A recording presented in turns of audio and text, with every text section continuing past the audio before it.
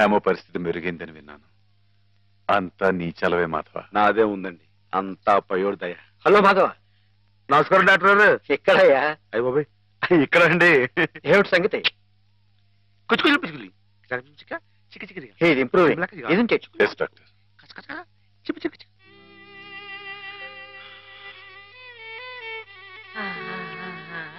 చూడు ఎవరొస్తున్నారో చూడు.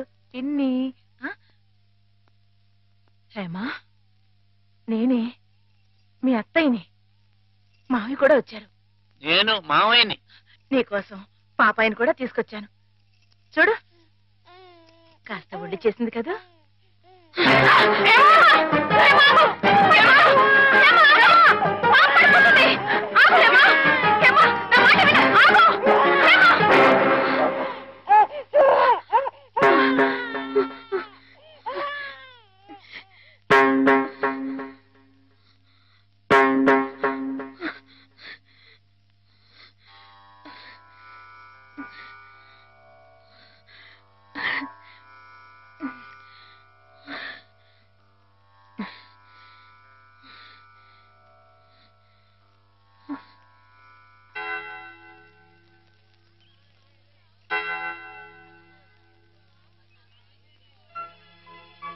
పాపం తెచ్చి నాకు అప్పగించిందంటే తన వస్తువుల్ని తన మనుషుల్ని గుర్తుపడుతున్నమాటే కదా సరస్వతి. నిజమే.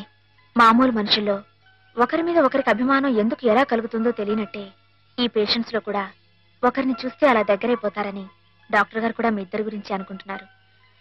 మిగతా వారి ప్రమేయం లేకుండా మీ ఇద్దరే కలుసుకునేలా ఏర్పాటు చేస్తాను. ఆమెలో పాత జ్ఞాపకాలు మళ్లీ చిగురించేలా ప్రయత్నం చేయకూడదు. నేనే నిన్న సహాయం అడగాలనుకున్నాను సరస్వతి, కానీ నేను చేస్తున్న ఈ చిన్న పని ఆమె గురించి మీరు ఇక్కడ అనుభవిస్తున్న బాధ కన్నానా? ఆ పిచ్చివాడు సరస్వతి ఎప్పుడు అలాగే మాట్లాడుకుంటూ ఉంటారా? మాట్లాడుకోరే పాపం. మరి మాట్లాడుకోపోతే ఎందుకు పెదవులు అలా కదులుతున్నాయి? మాట్లాడుకుంటే కాళ్ళు కదులుతాయి గాని పెదాలు ఎందుకు కదులుతాయిరా? నువ్వు కూడా కొట్టేవే. పిచ్చి నీకా నాకా? ఓహో, పిచ్చి నాకే. అమ్మో,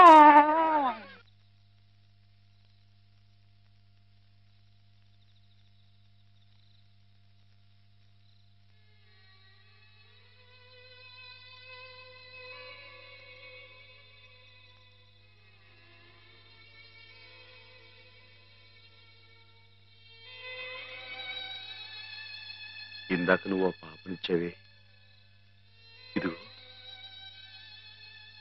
నా దగ్గరే జాగ్రత్తగా ఉంది. కానీ పాప వచ్చోటం లేదు. నువ్వు వచ్చి పడతావా? పాప వచ్చి ఉంటుంది.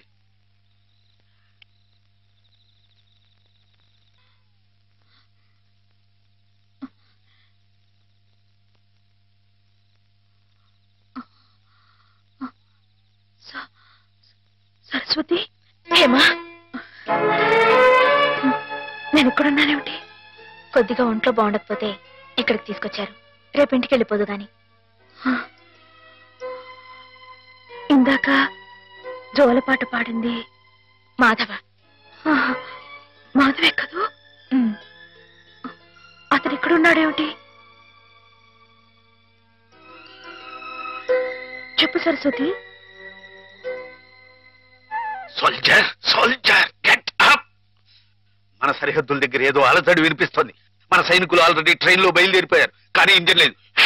నువ్వే ఇంజన్ ఉన్నారు కదా మేజర్? నేను నేల మీద హెలికాప్టర్ లో ఎగురుతూ పైన పెడుతున్న ట్రైన్ లోకి శత్రువులు దూకుండా చూడాలి. That's my duty.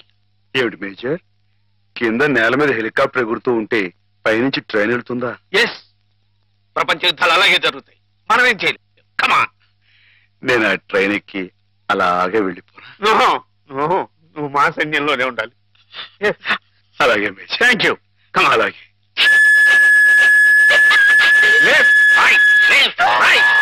నీకోసం ప్రాణాలకు తెగించి అంత కష్టపడ్డాడమ్మా మాధవ.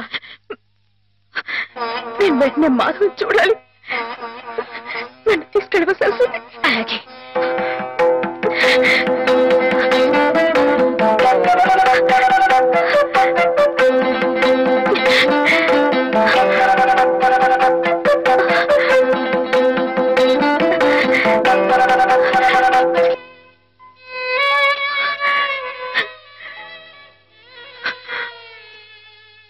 రైలు ఇట్ట ఆగిపోతే ఎట్ట?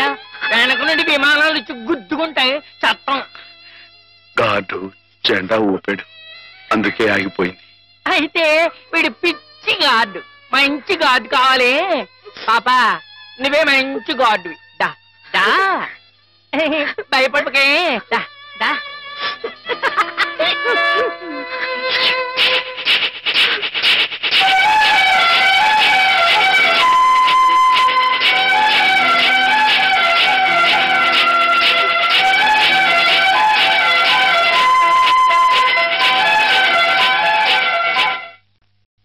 నాన్న, మా పెళ్లికి ముహూర్తం పెట్టించమని సిద్ధాంత్ గారికి చెప్పావా? అవునరా, బావపోయి అప్పుడే ఏడాది కావస్తుంది.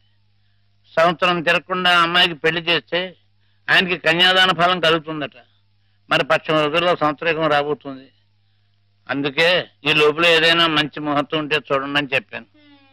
వద్దు నాన్న, నువ్వేం తొందరపడకు. ఏమిట్రా, హేమకు పూర్తిగా నయమైపోయింది, రేపు ఇంటికి తీసుకెళ్లిపోవచ్చని కూడా చెప్పారుగా. ఏమైనా హేమన్ నాకు ఇచ్చి చేయడం న్యాయం కాదు. న్యాయం కాదా? అదేమిట్రా?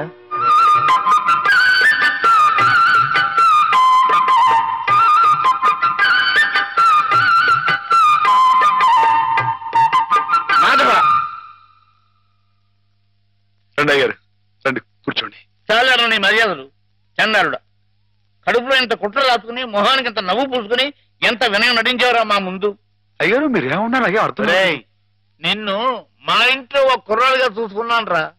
అందుకే హేమ నువ్వు కలిసి తిరిగిన, హేమ నీ ఇంటికి వచ్చిన నీ మీద నాకు వేసమెత్త అనుమానం కూడా కలగలేదురా. ఒరే, హేమ చిన్నప్పటి నుంచి నా ఇంటి కోడలు అవ్వాలని అవుతుందని ఎంత మర్చిపోయాను రా. అలాంటి పిల్లని ఎగతన్నుకు పోయి నువ్వు పెళ్లి చేసుకోవాలనే దుర్బుద్ధి ఎలా కలిగిద్దా నీకు? బావగారు ఎంత అభిమానించేవారు. ఆయన రాసిన కావ్యాలన్నీ అంకితం కూడా ఇచ్చారే నీకు. అటువంటి మహానుభావులకి ఇంత స్వామిత్రోహం ఎలా తలపెట్టావురా అప్రాచుడా? ఒరే, ఆయన బ్రతుకుంటే ఇప్పుడు రా నీ దురాలోచన తెలిసి గుండె పగిలి సత్తుండేవాడు రా. ఇంకా ఎందుకురా వెధవ బ్రతుకు?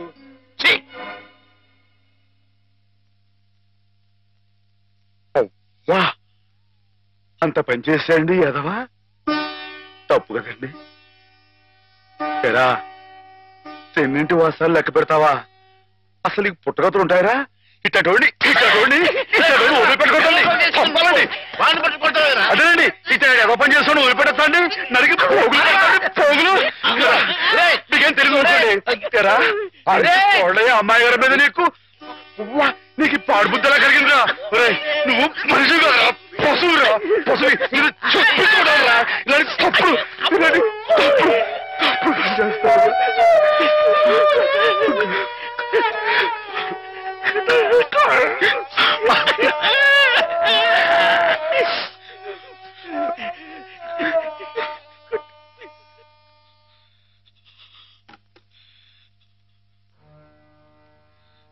ఏం బతుకురా నీది? ఏ ముహూర్తంలో పుట్టావురా? ఇంకా ఎందుకురా కావాలని బురద పులుముకుంటావు?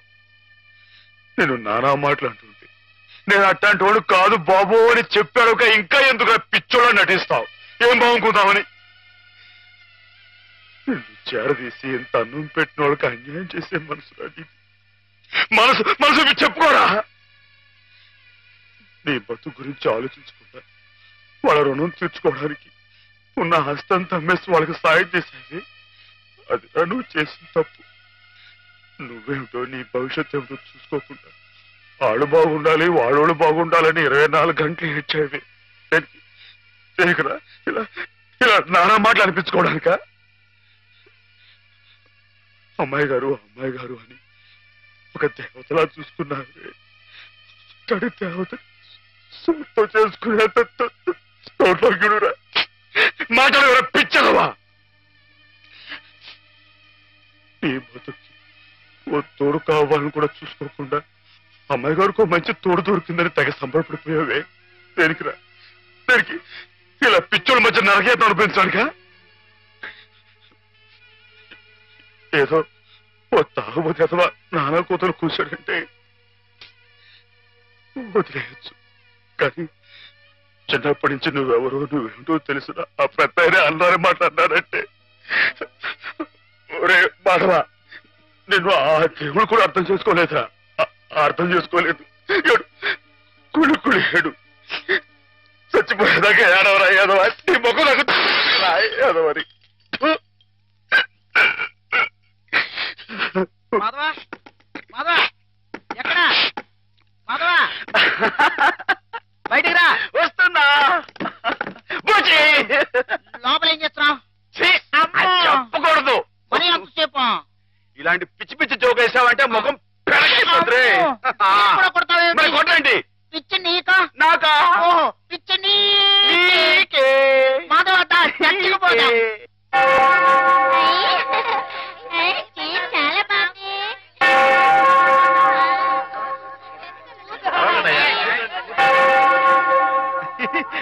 నేను ఇక్కడ వెళ్ళే.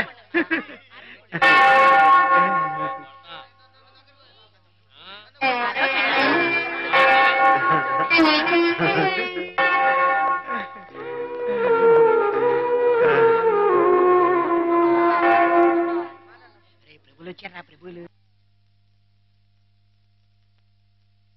ఏమిటమ్మా?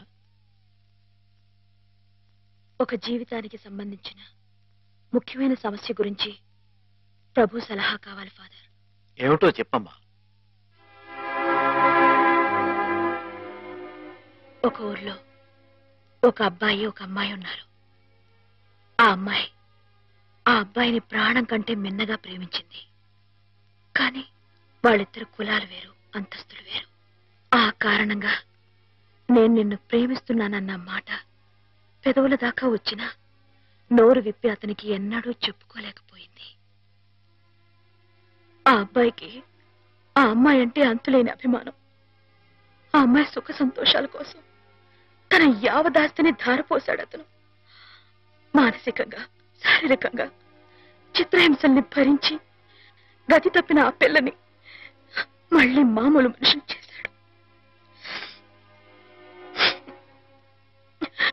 పెళ్లి చేసుకోవాల్సిన సమయం వచ్చినప్పుడు ఆ అమ్మాయి తనకి కొత్త జీవితాన్ని ప్రసాదించిన ఆ అబ్బాయిని చేసుకోవాలా? కట్టుబాట్లకి లొంగిపోయి మనసు చంపుకొని పెద్దలు కుదిర్చిన పెళ్లి చేసుకోవాలా? ప్రభువుని అడిగి చెప్పండి ఫాదర్. ఎవరా అమ్మాయి? నేనే ఫాదర్. మరి ఆ అబ్బాయి? నాకు అనవసరం. ఆ అబ్బాయి ఎవరైనా సరే నాకు అనవసరం. అటువంటి అడగకూడని ప్రశ్నలకు ప్రభు మేము సమాధానం చెప్పంగాక చెప్పం. అంతే. చెప్పం. ప్రభుని పిచ్చి పిచ్చి ప్రశ్నలు వేస్తారా? ప్రభు కోపం వచ్చి పైకి వెళ్ళిపోతాడు. నేను ఇక్కడ పైనున్నాను.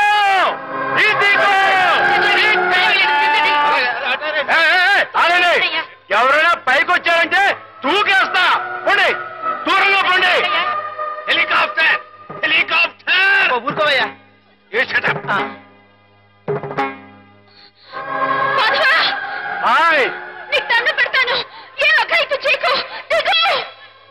మేము మనిషిని పుట్టించినప్పుడు అతనికి కులం లేదు, మతం లేదు. కానీ మీకు మీరే కట్టుబాట్లు పెట్టుకున్నారు. మీరు పెట్టుకున్న ఆచారాలు మీరు గౌరవించి తీరాలి. కాదంటే నేను నా ప్రభు ఇక్కడి నుంచి దూకేస్తాం. అప్పుడు మీకు దేవుడు ఉండడుగా. ప్రవర్తిస్తున్నావు. ఆ మాటలకు అర్థం ఏమిటో నాకు తెలుసు. నా మాట విని దిగిరా. మాధవా, గౌరవించి తీరాలి. మన ఇష్టానికి మనం ప్రవర్తించే వాళ్ళ మనసును ఒప్పించకూడదు. ఇక్కడున్న వాళ్ళందరూ ఈ మాట ఒప్పుకుంటేనే నేను కింద దిగొస్తా. లేకపోతే ఇక్కడిని దూకేస్తా. మాధవా దూకొద్దు, దిగు. దూకేస్తా దూకేస్తా.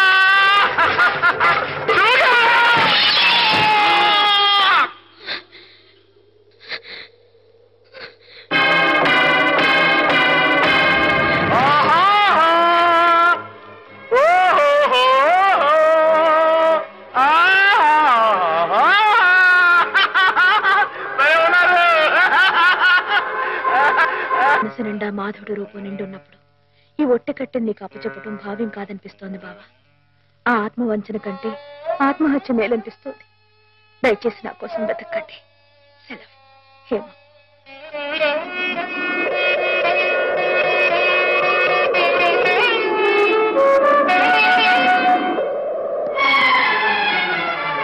మాధవ మాధవ రానుంది. చాలా ఘోరం జరిగిపోయిందయ్యా. ఏం జరిగింది? శ్రీపతికి హేమకి సలక్షణంగా పెళ్లి జరుగుతుందని పెద్దలు ఈ రాత్రికే ముహూర్తం నిశ్చయించారు. కానీ ఈ లోపు ఇది చూడు. ఏమిటిది? హేమ ఉత్తరం రాసిపెట్టి ఎక్కడికో వెళ్ళిపోయింది.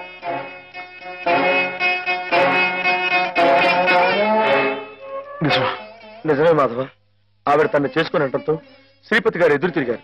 హేమకి నేను అక్కర్లేకపోతే నాకు హేమ అక్కర్లేదంటూ వాళ్ళ కాలేజీలో పనిచేసే ఓ టీచర్మని అదే ముహూర్తాన్ని పెళ్లి చేసుకుంటారంటూ పట్టుబట్టు. లేదండి, అలా జరగడానికి వీలేదు.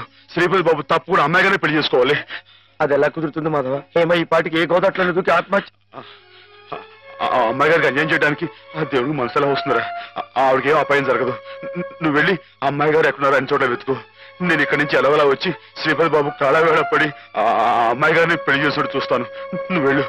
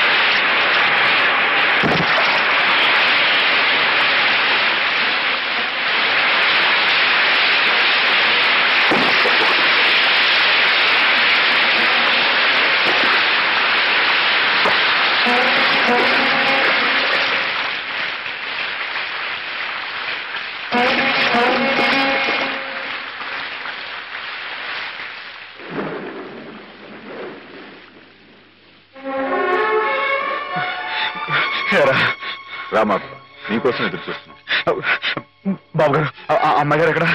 చెప్పండి, మాట్లాడమండి. అమ్మాయి గారికి ఏమైంది?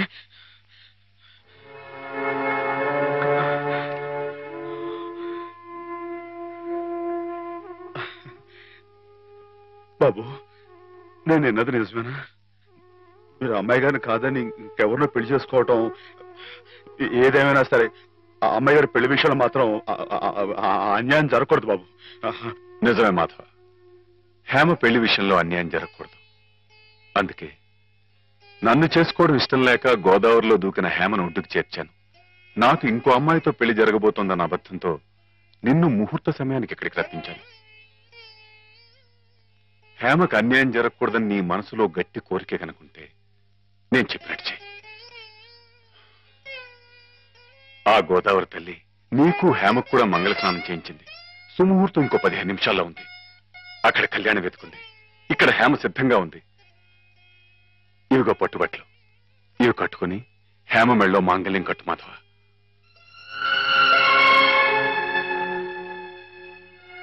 చూడు మాధవ, దగ్గర బంధువులు మేమేమి చేయలేక చేతులు ముడుచు కూర్చుంటే ఏ సంబంధం లేని నువ్వు ఆపద్బాంధవుళ్ళ మా కుటుంబాన్ని ఆదుకున్నావు. హేమకి అండగా నిలిచావు. హేమకు నీ మీద, నీకు హేమ మీద ఉన్న ప్రేమ ఎంత పవిత్రమైందో ఇప్పుడు తెలుసుకోగలిగాను.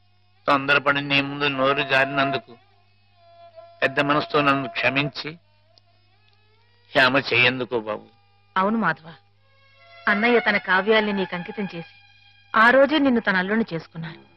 హేమ మెళ్ళో నువ్వు 3 ముళ్ళు వేస్తే ఆ లోకాన్ని ఉన్న మా అన్నయ్య ఆత్మ శాంతిస్తుంది మాధవ. లేదండి, ఇది జరగని పని. జరగని పని అంటే కులం గురించా నీ సమస్య మాధవ? నీలా యాదవుడైన కృష్ణుడు ఎవరిని చేసుకున్నాడు? క్షత్రియకన్య సత్యభామం చేసుకోలేదా? రాచకన్య రుక్మిణి చేసుకోలేదా? హేమ కూడా క్షత్రియకన్య మాధవ. మీరెవరు ఎంతగా చెప్పినా సరే ఎందుకో నా మనసు ఒప్పుకోవడం లేదు. ఆ అమ్మాయి గారు మీ సొంత మనిషి, ఆవిడ మీరే పెళ్లి చేసుకోవాలి. సరే అయితే, ఇందరింతగా చెప్తున్నా హేమ మనసారా నిన్నే కోరుకుంటుందని తెలిసినా కూడా నేనే హేమం చేసుకు తీరాలి అని నువ్వు పట్టుబడితే అలాగే చేసుకుంటాను మాధవ. కానీ పెళ్లి చేసుకున్న మర్నాడే హేమ నీకు ఇలా కనిపిస్తుంది.